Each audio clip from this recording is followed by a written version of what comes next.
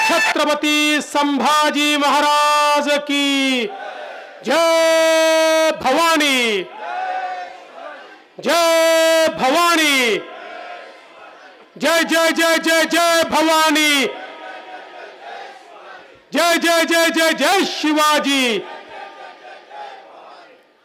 हिंदवी स्वराज्य के सरसंस्थापक छत्रपति शिवाजी महाराज को मैं नमन करता हूं। भारत के संविधान रचयिता भारत रत्न डॉक्टर बाबा साहेब आंबेडकर, इन्हें मैं वंदना अर्पित करता हूं। अभी 2 दिन पूर्व जिन्होंने छत्रपति शिवाजी महाराज को न केवल जन्म दिया बल्कि संस्कार और शौर्य दिए, ऐसी राजमाता, राष्ट्रमाता जिजाऊ मां साहेब, इनकी भी जयंती थी, उनको भी मैं वंदन करता हूं। और इस पानीपत की भूमि में सदाशिवराव भाऊ के नेतृत्व में लड़ने वाले सभी तमाम हमारे वीर, हमारे शिंदे हो, होळकर हो, सभी जाबाज, हमारे सिपाही और सिपासलार, सभी को मैं श्रद्धांजलि और आदरांजलि अर्पित करता हूं और अपने आप को सौभाग्यशाली मानता हूं कि पानीपत की इस भूमि में शौर्य दिवस के निमित्त से हमारे वीरों को, हमारे शेरों को, हमारे जाबाज ऐसे सेनानियों को वंदन करने के लिए और यहां की मिट्टी को माथे पर लगाने के लिए मैं यहां पर आ पाया। मैं इस ट्रस्ट का बहुत बहुत आभार व्यक्त करता हूं। आज इस बहुत ही अच्छे शौर्य दिवस के कार्यक्रम में हमारे बीच उपस्थित भारत सरकार के राज्य मंत्री प्रतापराव जाधव जी, पूर्व मंत्री राव साहेब पाटिल दानवे जी, केंद्रीय राज्य मंत्री रक्षाताई खड़से जी, मेरे साथी और मंत्री जय कुमार रावल जी, महाराष्ट्र के सांसद राजा भाऊ वाजे जी, भास्कर राव भगरे जी, इस शौर्य स्मारक ट्रस्ट के और इस समारोह के अध्यक्ष भाई प्रदीप पाटिल जी, आदेश मुळे जी, विनोद जाधव जी, पुनीत बत्रा जी, डॉक्टर पंजाब राव जी, चंद्रहार पाटिल जी, संभाजी दातोंडे जी, जिन्हें आज हमने पुरस्कार दिया, ऐसे डॉक्टर नितिन धांडे जी और मंच पर उपस्थित सभी महानुभाव, यहां पर उपस्थित सभी देशाभिमानी और देशभक्त बहनों और भाइयों, आप सभी को मकर संक्रमण की मैं बहुत बहुत शुभकामनाएं देता हूं और साथ साथ शौर्य दिवस की भी बहुत बहुत कामनाएं देता हूं। हम सभी जानते हैं 264 वर्ष इस युद्ध को पूरे हुए। 1761 में यह युद्ध लड़ा गया था, जहां हिंदवी स्वराज की हमारी सेना, मराठाओं की सेना अहमद शाह अब्दाली के सेना के खिलाफ इसी पानीपत के मैदान में लड़ रही थी। दोस्तों, इस देश का इतिहास अगर किसी ने बदला तो छत्रपति शिवाजी महाराज ने इस देश का इतिहास बदला।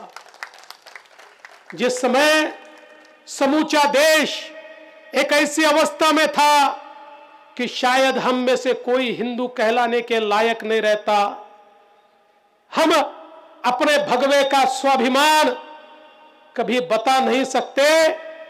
जिस समय जन जन के ऊपर अत्याचार हो रहे थे, ऐसे समय आई जिजाऊ मां साहब ने एक ऐसे वीर पुत्र को जन्म दिया और उसको एक कसम दी कि जब तक इन आक्रांताओं के आक्रमण से अपने स्वकीयों को मुक्त करके स्वराज्य की स्थापना तुम नहीं करते, शिवबा तब तक तुमको रुकना नहीं है। और छत्रपति शिवाजी महाराज ने अपने हाथ में भवानी तलवार लेकर जो शपथ खाई, वो शपथ यही थी, देव देश और धर्म के लिए लड़ूंगा, अपने आप को राजा बनाने के लिए नहीं, तो अपने लोगों को मुक्त करने के लिए और स्वराज्य की स्थापना करने के लिए लड़ूंगा।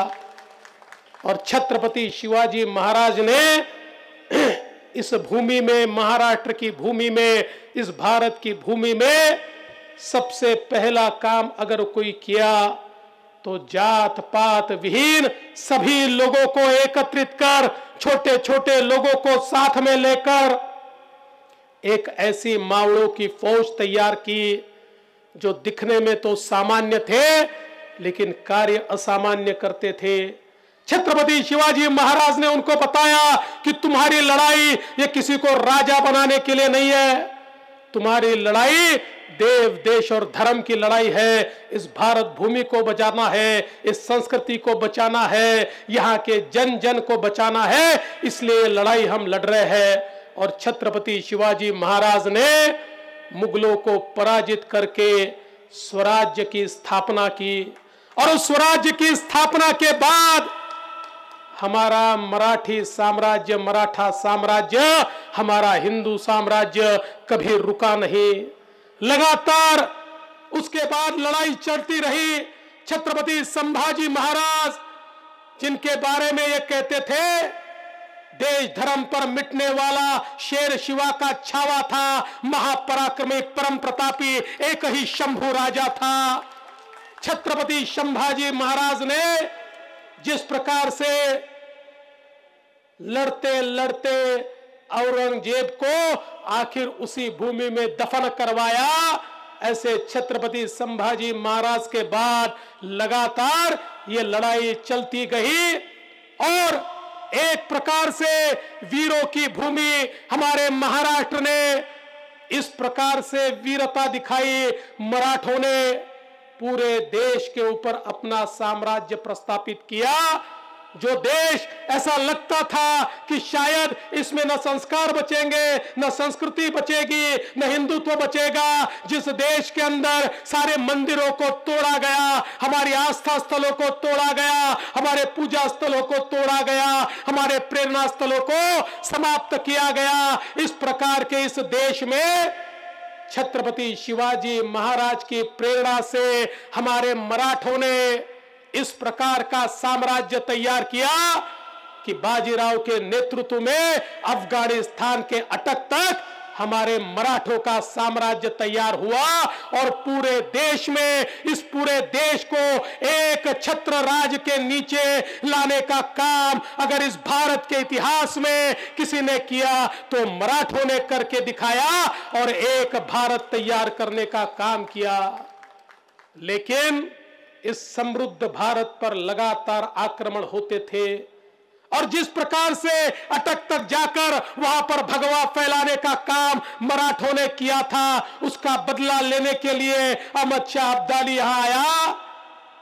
हमारे पाटिल जी ने कहा वो बात सही है, मराठे चाहते तो उनके पास बड़ा मुल्क था, मराठे अगर चाहते तो उनके पास पैसा था, उनके पास सत्ता थी, उनकी तूती बोलती थी, वो चाहते तो ये कहकर छोड़ देते कि अहमद शाह अब्दाली तो उत्तर में आया है, उत्तर पर कब्जा करेगा, उत्तर में तो जो लोग वहां पर राज कर रहे हैं उसमें तो कोई नवाब है, कोई और कोई है, इसलिए हमें क्या लेना देना। लेकिन मराठों ने कभी संकुचित विचार नहीं किया। मराठों ने हमेशा इस देश का, इस मातृभूमि का विचार किया, क्योंकि छत्रपति शिवाजी महाराज ने उनको कभी संकुचित विचार सिखाया नहीं था, उनको देश के लिए लड़ना सिखाया था। इसीलिए इस अहमद शाह अब्दाली से लड़ने के लिए सदाशिवराव भाऊ के नेतृत्व में हमारी फौज वहां पर गई। अब पानीपत के युद्ध में हमारे वीरों ने वीरता तो दिखाई, लेकिन कई चीजें हमको सीखने को भी मिली और उन चीजों को सीखकर ही मराठों ने उसके बाद लगातार लड़ाइयां जीती। जिस प्रकार से न लड़ने वाले लोग भी साथ में चले गए। उनके लिए जिस प्रकार से रसद को खर्च करना पड़ा, ये सारी चीजें हमने इतिहास में पढ़ी है। लेकिन विचार कीजिए कि हमारे मराठे उस समय लड़ने के लिए तैयार थे। परिस्थिति ऐसी थी, न पेट में राशन था, न अंग पर गर्म वस्त्र थे। अरे अभी तो 10, 12, 13 टेम्परेचर है, तब भी मैं कोट पहनकर यहां पर आया हूं। वहां अहमद शाह अब्दाली के लोग चमड़ा पहनकर सारे उसके सेनापति सेनानी सैनिक लड़ रहे थे, और हमारे मराठे पतले पतले वस्त्र पहनकर, जिनके पास कोई गर्म वस्त्र नहीं था, फिर भी लड़ रहे थे, क्योंकि देश के लिए लड़ रहे थे। पेट में अनाज नहीं था, रसद खत्म हो गई थी। जिस प्रकार से सेना तो एक थी, लेकिन सेना को चलाने वालों में थोड़ा मतभेद था, इसलिए जो रसद महाराष्ट्र से आनी चाहिए थी वो रसद नहीं आ पाई। लेकिन उसकी चिंता उन्होंने नहीं की, मैदान उन्होंने नहीं छोड़ा। और जिस प्रकार से मैदान में उतरे मल्हारबा होलकर, हमारे शिंदे, उनके बेटे सारे के सारे मैदान में उतरे, साथ में इब्राहिम गारदी भी था। और एक ऐसी लड़ाई शुरू हुई जिस लड़ाई में पहली बार इस प्रकार के शस्त्र आए थे, जो शस्त्र इससे पहले किसी लड़ाई में इस्तेमाल नहीं हुए थे। नए प्रकार की बंदूकें लेकर वहां पर अहमद शाह अब्दाली आया था। इब्राहिम गारदी के पास भी उसी प्रकार का तोपखाना था, और एक प्रकार से लड़ाई चल रही थी। और ऐसे आधे पेट और भूखे हमारे मराठे फिर भी ऐसे लड़े कि दोपहर तक ऐसी परिस्थिति थी लड़ाई में कि शायद अहमद शाह अब्दाली को भाग जाना पड़ता। लेकिन दुर्दैव था कि जब विश्वासराव घायल हुए और विश्वासराव को देखने के लिए अपने हाथी से सदाशिवराव भाऊ नीचे उतरे, घोड़े पर बैठकर विश्वासराव को देखने के लिए गए।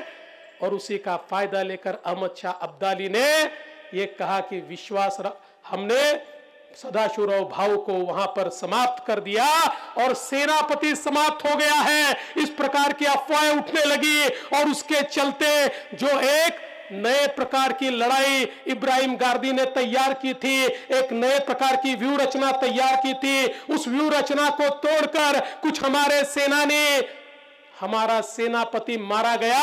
अब हम नहीं छोड़ेंगे, अनुशासन तोड़कर जिस समय अहमद शाह अब्दाली के ऊपर टूट पड़े, वही समय था कि इस लड़ाई में हम लोग पीछे हटने लगे। और उसके बाद जो कत्लेआम हुआ, लाखों लाखों लोग इसी भूमि में धाराशायी हुए।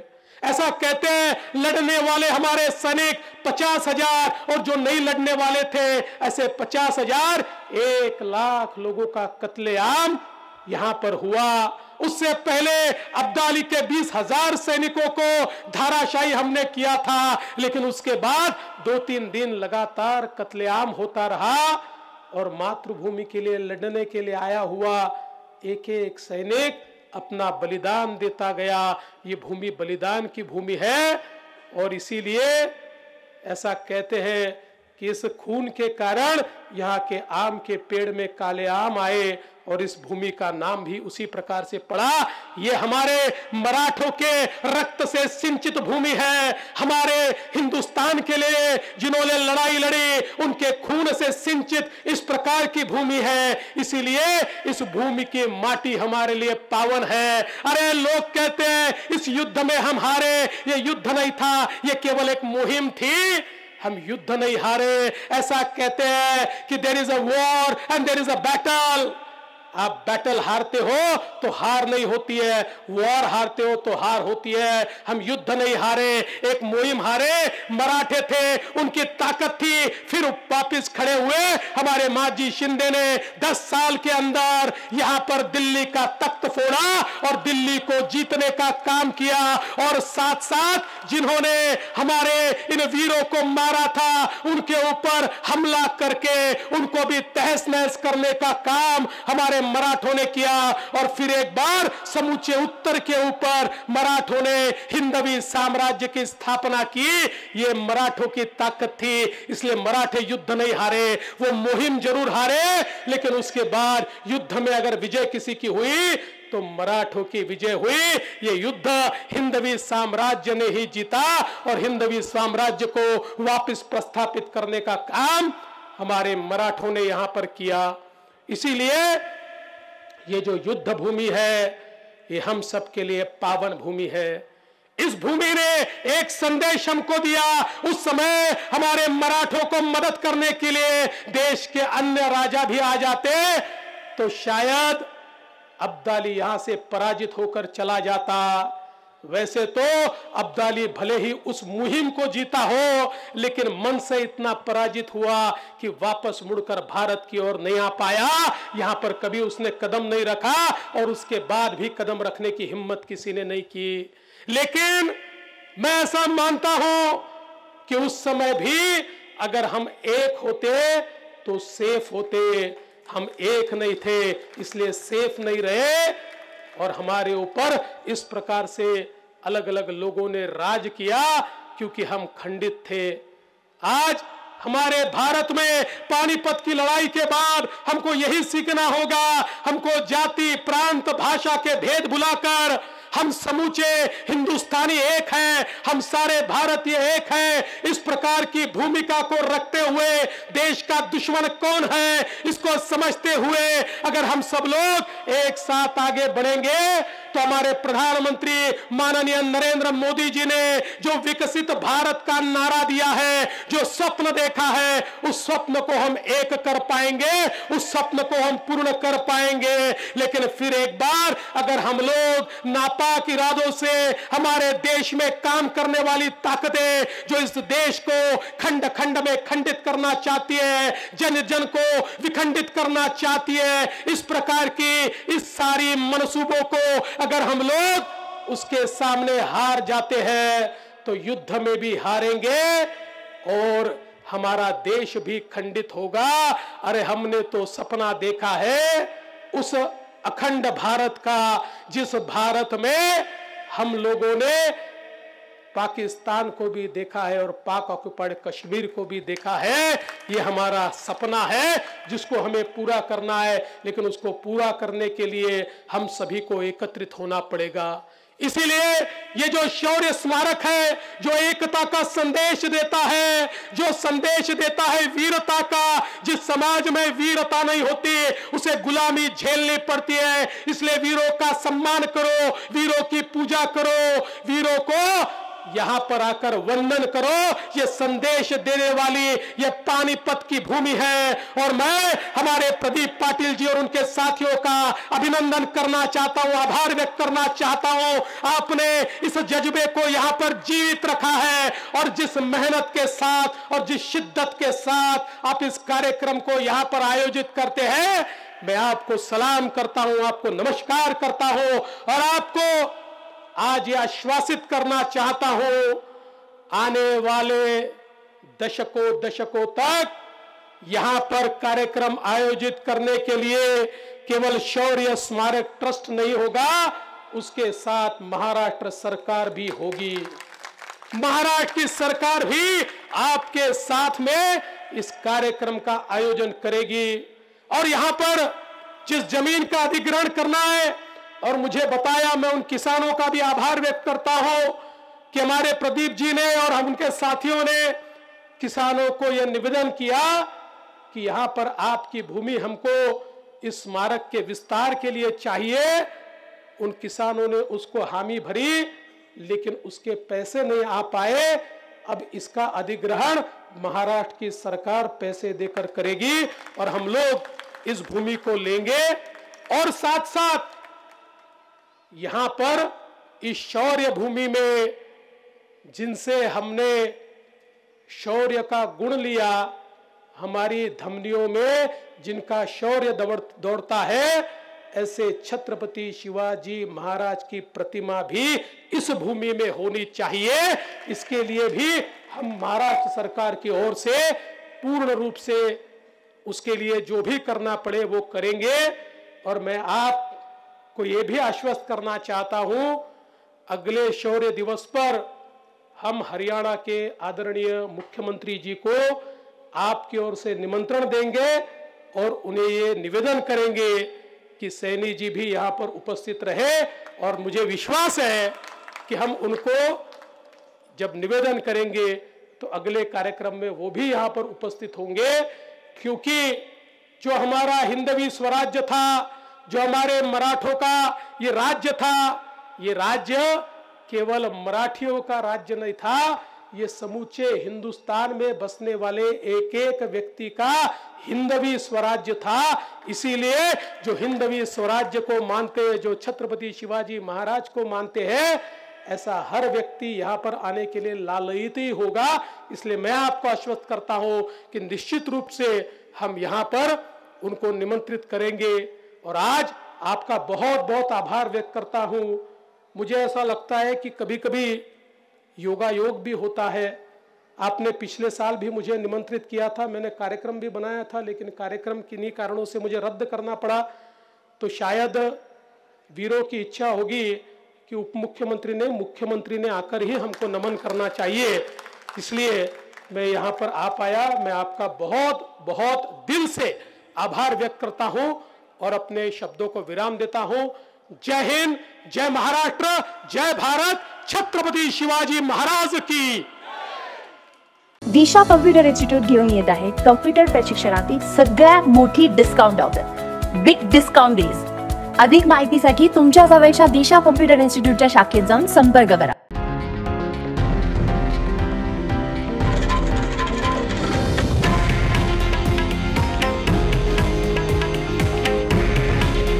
हे आहे देशातील नंबर 1 न्यूज नेटवर्क आणि आपण पाहत आहात TV9 मराठी। काळजी तुमची, हित महाराष्ट्राचं।